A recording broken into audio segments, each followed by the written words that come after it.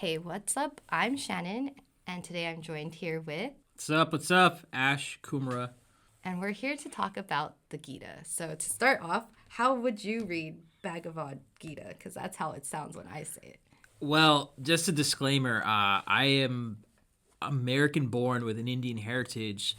I'm not a native Indian language speaker, but what I was taught was it's called the Bhagavad Gita. Okay, that definitely sounds more authentic than when I say it. Yeah. I'm so happy you brought this conversation up because personally, the Gita for me is like one of my favorite books. I read it. I read a few pages every day. I feel that it's medicine for me. It's now, when you wake up, you have these habits. You wake up, you might do a grounding, you might go to the restroom, you might drink some water or, hot water and lemon or whatever habits you have.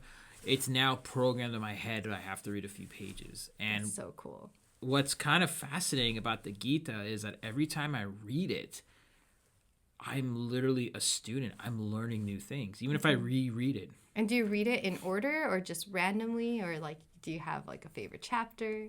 No, I read it from beginning to end. Okay. And then I'll reread it. And you just like pick it back up wherever the next day goes. Yeah, and it's kind of crazy because it's so intuitive. Like there'll be things that I think about, and like within that week, it'll just appear in there. And I think that's cool because like you might even get to a place and you're like, dude, this is what I needed at this timing of my life. I can see that happening. I think what makes the Gita an amazing book is that I call it a living guide where the words might be the same, but how you interpret it might be different. So for instance, you might be stressed and you read this one verse, like, oh my God, I needed it. Or you might have read the same verse when you're super happy. You're like, oh, this is reaffirming that what I'm doing is the right vibration. Mm-hmm. You get it? Yeah, definitely. Like when I was reading it to like somebody, it's like different from when I read it by myself. Yeah. Because like when you read it out loud, you almost feel like you're talking to someone, even if you're just reading a text, and it feels like more profound in the worldly sense. But when I read it myself, sometimes I'm like, Krishna, can you not like say things like that? It's hurting my ego so bad. Like what? Just like ego, like I experience like ego death every other page when I read this, because what is one example so I understand? Yeah, let me try to flip. Like I just think he's so truthful and so elegant in his honesty when he talks to Arjuna, but at the same time it's like it's not that easy to do what Krishna is saying we should do. Like for example, let's see. Okay, like this is one I highlighted and it has to do with yoga. So I'm doing yoga teacher training. That's why I highlighted it. But it says, there is no discernment for one who is not absorbed in yoga. And for one not absorbed in yoga, there is no meditative state. And for one who has no meditative state, there is no peace. For one who is not peaceful, from where is happiness to come? But then it's like, it's so easy to say that but then on a day-to-day basis of being like totally yoga but not being too yoga, like it's just, for me, like it's one of those things where he's so right, but can you tell us how to actually achieve it? Like there's no cheat sheet, there's just practice, which is what I love about yoga, but also like it's just so frustrating. Like I have to constantly remind myself that it's my fault, like, and not in a self like doubt way, but it's like I have to choose. Like he talks to Arjuna, like it's action and inaction are the same thing sometimes. Yeah. And like I have to remember to take action even if I don't want to. So it's just like it's really good for me because I feel like I have like a side of me that's humble in terms of day-to-day things, but what consciously I do have this ego that people don't get to see. But I know it exists and I know it doesn't serve me all the time. And so reading this has really helped me just kind of like accept my vanity, but also learn how to process who I am and turn it into something like I'm proud and happy about, I guess. So yeah. And I'm only on chapter 6, and every day I'm just like, oh, you're so right. Like, why? It's so simple. I think that's why it's so difficult. Yeah. Yeah, so I guess like that's why I wanted to ask you, like, who between Krishna and Arjuna, who do you resonate with more, or if there's any other characters I haven't gotten to. Arjuna. Because Okay. Arjuna is the eternal student. And Arjuna, I mean, look, at the end of the day, the Gita is a conversation with a student and God. And this is where the Gita gets crazy. Not crazy, but this is where it gets interesting. The Vedas. So the Vedas are one of the first books on spirituality. Yes. Okay? And from the Vedas, this basically a part of it is the Gita. And so that part makes sense. But here's where it gets interesting. There are different teachers who pass down the knowledge of the Vedas and the Gita, because back in the day they didn't write these things down, they orated it. So different parts of India have different, like, what you call gurus or teachers, and why I bring this up is because the Gita there's different versions of the Gita, but they all have the same meaning, but they're written different ways. Okay, that makes sense. Yeah, and then they can kind of, depending on the guru, like, it could also be like his intention for peace, or this person has more intention for love. Like, it would change. Something like that. But the intention's always pure and good. Pure and good. Yeah. Well, the plant thing is interesting, because I know you wanted to ask me about the plant-based thing. Yeah. The original books, they don't say be a meat eater, be a plant-based eater. They just say, eat healthy and don't. But the thing I think you can learn that I found most Gitas talk about is don't slaughter any animals just for the sake of slaughtering. Yeah. So they're basically saying, like, don't be wasteful. Don't be wasteful. Like, like the Native Americans, right? They would, I don't know if they still do this, but if you read their time, they would hunt an animal for the whole family. And they honor the animal. They're like, thank you for this food. Yeah. So they're saying, at least how I interpret it is, do that versus slaughterhouses. Yeah. So for, like, to directly quote, and this is, I believe, chapter 3, it says, virtuous persons who eat the remnants of sacrifice are freed from all faults, whereas wretched persons only ingest suffering when they cook for their selfish motives. Yep. And it's like, it's not, so for me, I'm vegan, or I'm plant-based, so I think this is very pro-vegan. Yeah. But, like, subliminally, but at the same time, like you said, it's not telling you do not eat meat. It's saying you can eat it if it's part of, like, something that you're already needed to do. And like, it just makes sense with life, but you shouldn't, like, over excessively do it, which definitely the meat industry is totally does. Excessively creating. It's horrible. And there are some gurus who emphasize be vegan, be plant-based, some that don't do that. They're like, be what I feel, which is interpreted like what we just said, where don't do anything excessively, eat it the right way. So there's different versions. Were you ever told not to eat things because of, like, your ethnicity? Yeah, so this is an interesting conversation. So this is something that I love. I love this idea. So India has this thing about don't eat cows. Yes, specifically cows. Cows specifically. And the reasoning actually makes sense. They say that there's a belief that the cow is like a mother, provides nutrients. Yeah. So why would you kill your mother? Literally, like, that's, and I'm like, oh my God, that makes sense. And then if you look at it from an ecological standpoint, slaughtering cows takes up more water than slaughtering a lot of other animals. Like, the amount of water consumption needed. Yeah. So even ecologically, it's not as beneficial to slaughter a cow.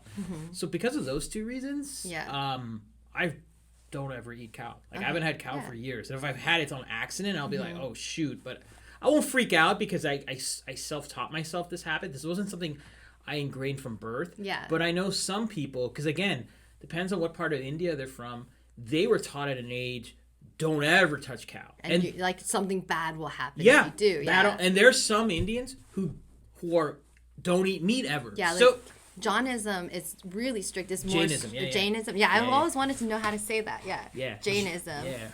That definitely is very restrictive. Yeah, it's more restrictive than, like, maybe even, like, the Buddhist diet or veganism. You know, like, they don't eat alliums, they don't eat Can't eat garlic, right? Yeah, exactly. Like garlic, onions, chives. Like, no wonder they're so chill. Because I don't know if you've studied Ayurvedic Garlic is love like Ayurvedic. our garlic is like that can cause your stomach to boil up and get you tempered. Yes, and in the Taiwanese perspective, they also, a lot of Buddhists don't eat, or I guess not Taiwanese, just like a more Eastern Asian Buddhism, they don't eat the garlic, the onion, because they think that one, it makes you smell when you sweat. So like during meditation, it's distracting if you have body odors coming out. But two, they believe that it actually distracts men from creating like hormonal and chemical like thoughts of sexual desire while they should be meditative. So that's like supposed why like you're not supposed to eat it, but that confuses me a little bit. So I'm not, even though I'm vegan and plant-based, like to me, I choose this because it's what I find most optimal for my personal health.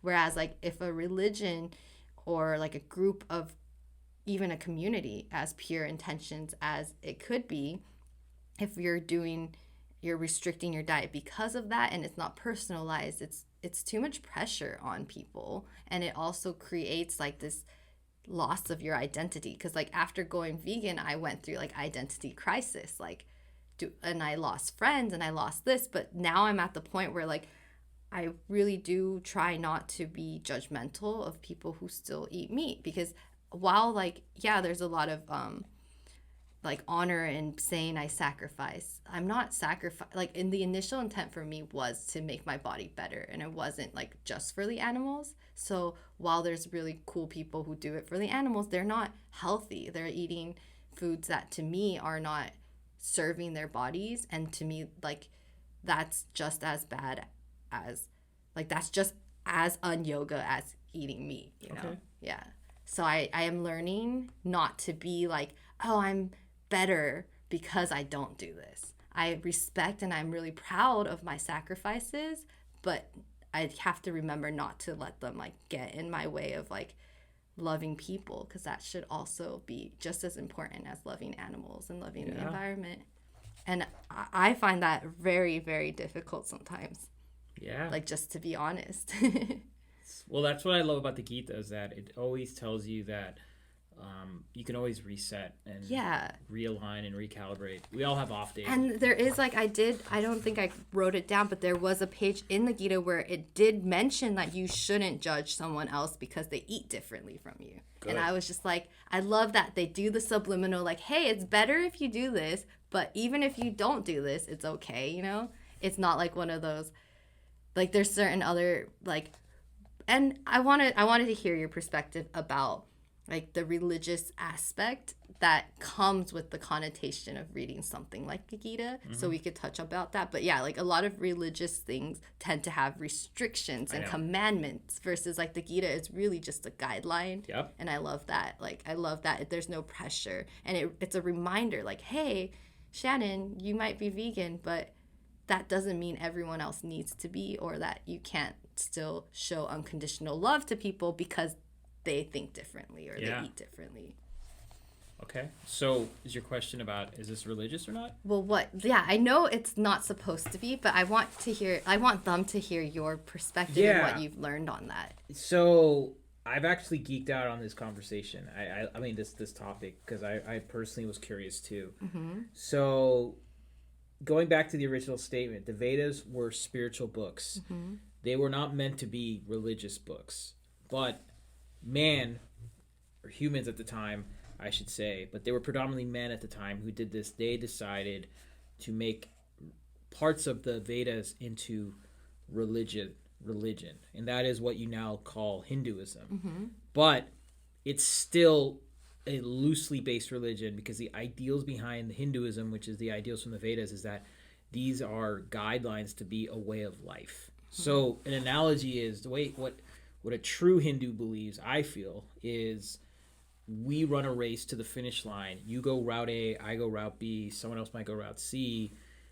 If you're, just like you said, as long as that person's being their true path, it's all good. Yes. So route A can be Christian, route B could be Buddhist, route C can be straight reading the Vedas Hindu. That's fine. It doesn't matter. It teaches you to be very tolerant of other religions. Mm-hmm. Now, I'm not saying that all Hindus have done this. Across time, you have seen that religion has made certain men and other people ego power, and that's where you see a lot of BS and stuff, and it's across all religions. Of course.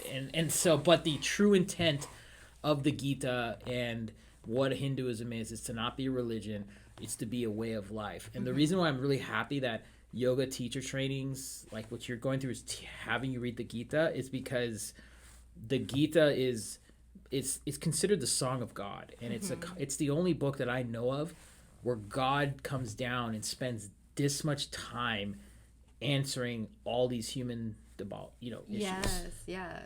From what I've read so far, it is kind of male-centric, and so I do have to think harder of how this applies to my life, like getting past the literariness and like diving deeper into like how does this apply to like small situations. Yeah. And like to me, like Arjuna is just like, I do resonate with his like when he complains, and that's like for me, I do feel embarrassed. Like I resonate more when he complains than when he praises. Does that make sense? Because it's showing his human side, the vulnerability, and you seem to be really into all those things based on your content I've seen. So that's why you resonate. That's why Arjuna is the eternal student. He's representing humans. Yeah, but with Krishna, like I guess I just resonate with his like tone. Like I love how like he just really knows like he's here for a reason, and his reason, like he was called to Arjuna just as much as Arjuna was called to him in a way. Like he's the god, in this situation, but he's also just as like empathetic and fully present in the situation, like because his head is on the line too. Like I think that's something we didn't talk about yet. Like in the setting of the Gita, like they're pausing and they're about to like he's just driving Arjuna into war, like he has no armor on, he has nothing except, but he's like even though he's a god, he's just as like committed to like the vulnerabilityness of Arjuna's situation. He's just as like upset that this is happening, whereas I personally think that a lot of times like there's this gap in religion of people and God. Oh my God, I totally agree. No pun intended. Yeah. Yes. I totally agree. I respect everyone's belief with God, but I would say that I don't personally believe in this God fearing style. I think God is love, and the energy that God wants you to have is to love yourself. And how do you love yourself? You do your duty, you do your purpose, which is what Krishna says, with, action is better than inaction, all those things. So, yeah, I agree with you.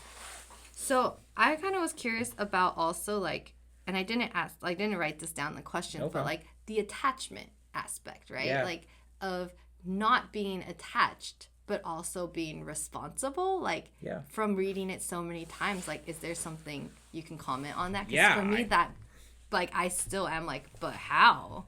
Well, it's kind of like you're doing a job for the right reasons. Okay, so if you want to be, what do you want to be?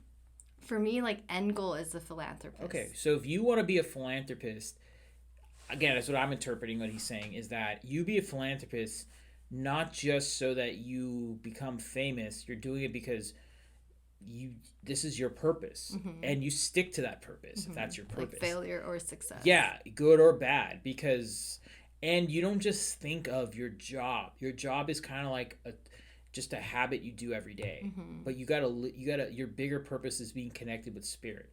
Okay. Don't make your job your life. Make your job enhance you, but that is not who you really are, because you're beyond this body. Yeah, okay. That's such a good perspective, because as I'm reading it and it's telling you not to get attached, I'm getting attached to the whole ideas that he's teaching, and I'm like, this is so difficult for me, because I think I'm learning what I don't want, but I don't really know what I want. And from what you just said, it's kind of making me realize like I don't need to know.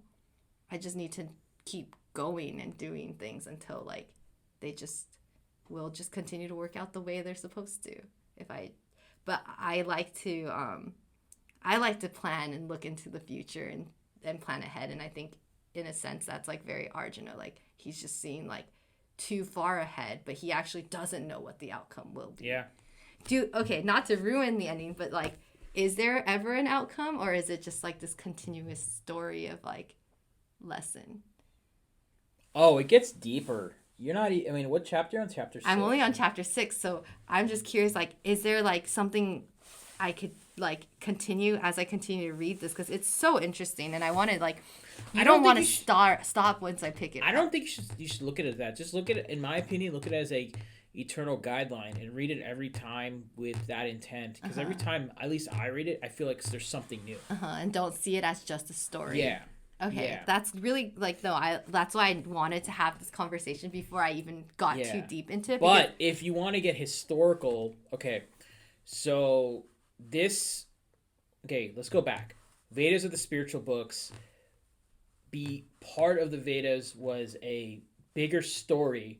It's like an epic poem called the Mahabharata, which is about the two families, Arjuna's family and the family that he's fighting against, Duryodhana. This is actually a part of that bigger story. So when you're done with this, you can find out what Krishna and Arjuna do after. Okay. But it's in the bigger books. Okay. So you can look into that. So this kind of just highlights the lesson more so than like the full story. Yeah, but you can't find that out. Yeah. Okay, so like to get a little fun, like throughout the Gita, it's written very poetically. Yeah. And it's like verse by verse. So almost every time like Arjuna is talking to Krishna gets a different name, you know? Yeah. Like he has different names. And it does like probably go into like the depth of like just like the culture, but also like I was curious which one's your favorite name and like the meaning behind that name, because every time he chooses each name with like such intention. Krishna. Krishna's the name I like. Like when he straight up calls him Krishna. Yeah, because I know there's Vasudeva. There's a bunch of them. But I grew up hearing the name Krishna, and I think in Indian culture, Krishna is arguably the most popular God representation, and so one of them at least. And so I just grew up with him and his story of Krishna. You can look into the story. So in that book, the Mahabharata, they show you how Krishna grew up. How he grew up and how he was born is such a crazy story. And you'll learn about it. It's so crazy. Like what made him ready to talk to Arjuna. Yeah, all that. You kind of learn about it. Okay. And so, yeah, he's a fascinating guy. I mean, God figure. It does feel very personal when he straight up calls him Krishna. So that is the beauty of this book, is that it shows you that each of us have a personal relationship with God. That's a beautiful thing. Yeah, like whoever God is to the individual. Yeah, that's what's so beautiful. Versus this one God staying on the staff, looking down at you with a white beard. I don't believe that. And this book shows that it's not the case. Yeah, it's not. The God is not a king in a way. Like he's God not is an here energy. to tell you what to do or. Yeah. God gave us free will. And he's saying, this is... You can not do anything. Yeah. You'll have repercussions because of, your bad actions will create bad vibes, but that's I up to like you. how he's never told Arjuna to kill. Yeah. He just said, but this is your job. Yep, it's your duty. See, it goes back to duty. Yeah. And also, like, surrendering is, like, not in the sense of war, but, like, surrendering to your feelings and accepting them, accepting that you don't want to do this, and being okay with doing something you don't want to do. Yeah. I think that's such a life lesson that I didn't realize until, recently how difficult it is to be an adult. Like, it's laughable because I've been dying to be an adult for so long.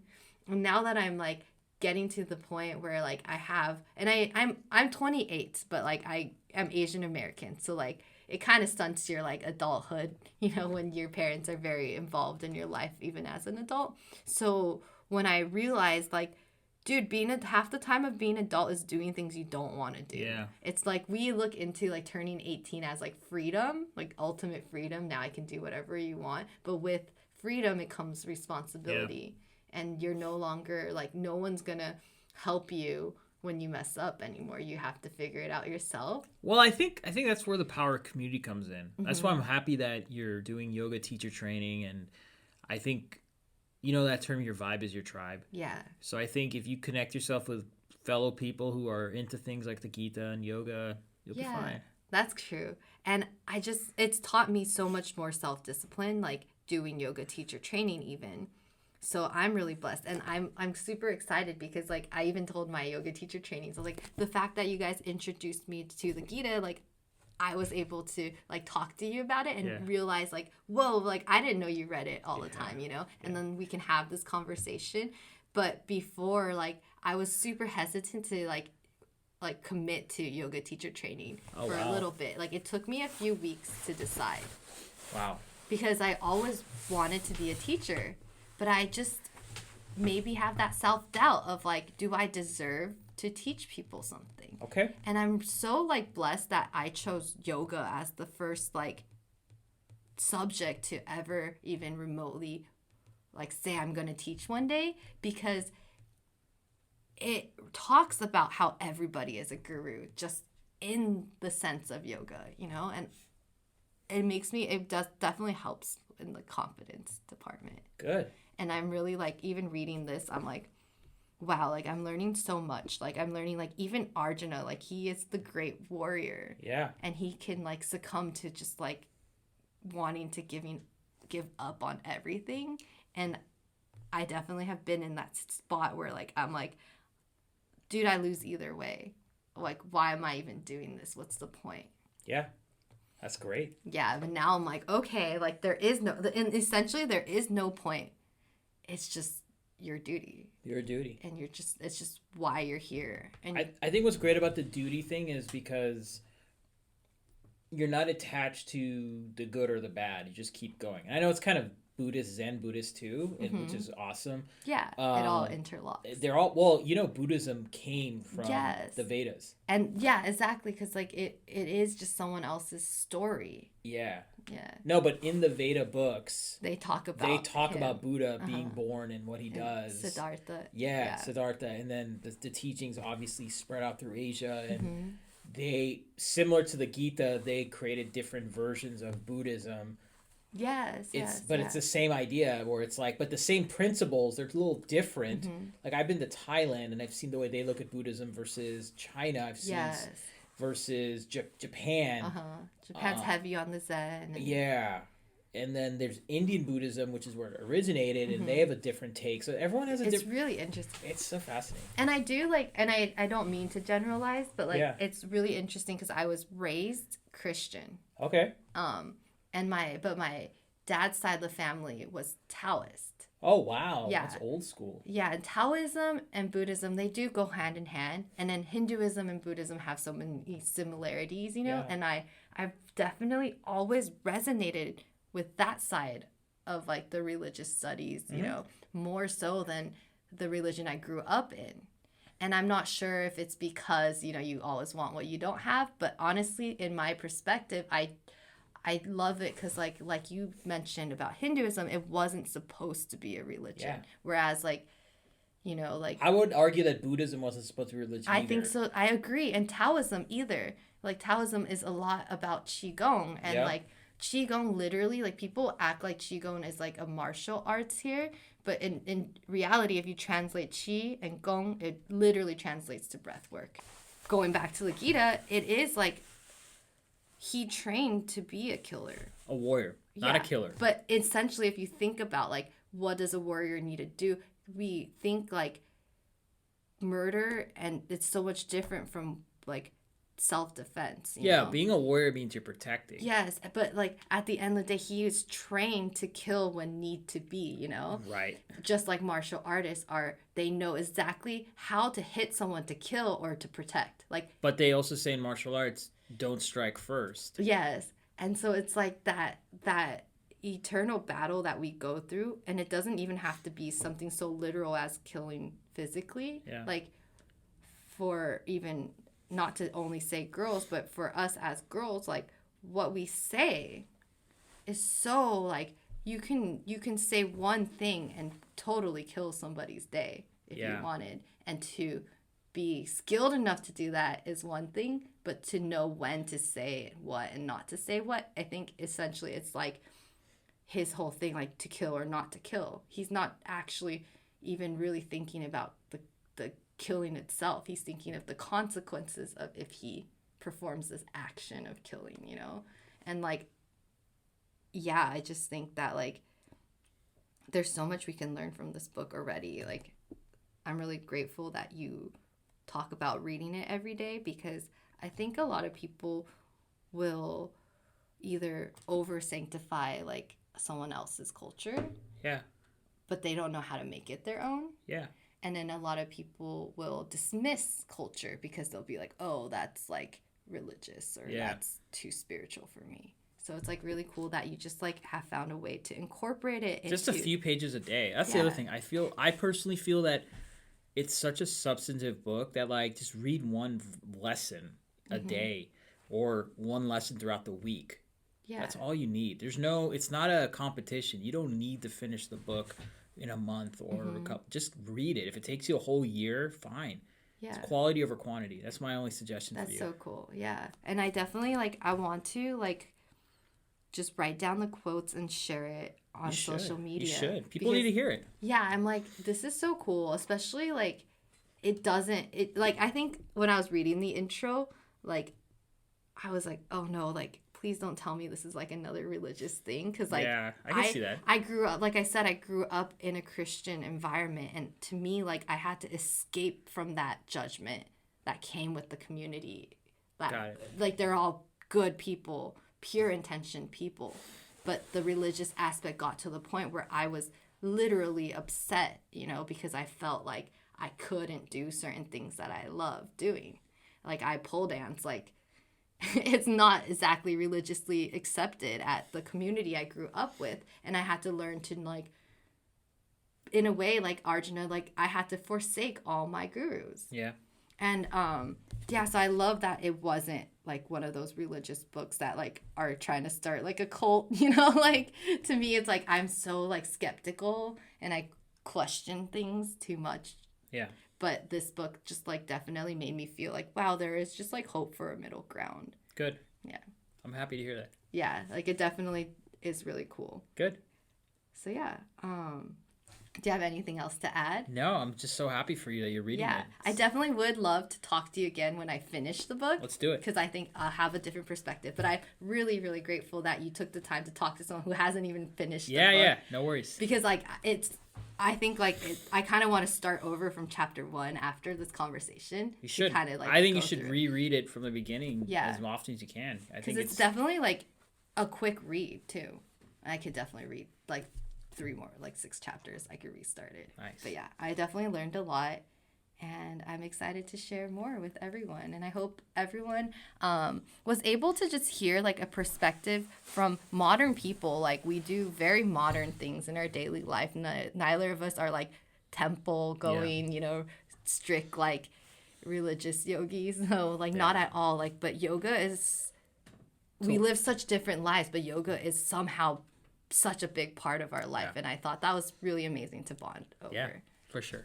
Cool. Well, thanks, Ash, and thanks, everyone, for listening to this conversation. Yeah, thank you so much.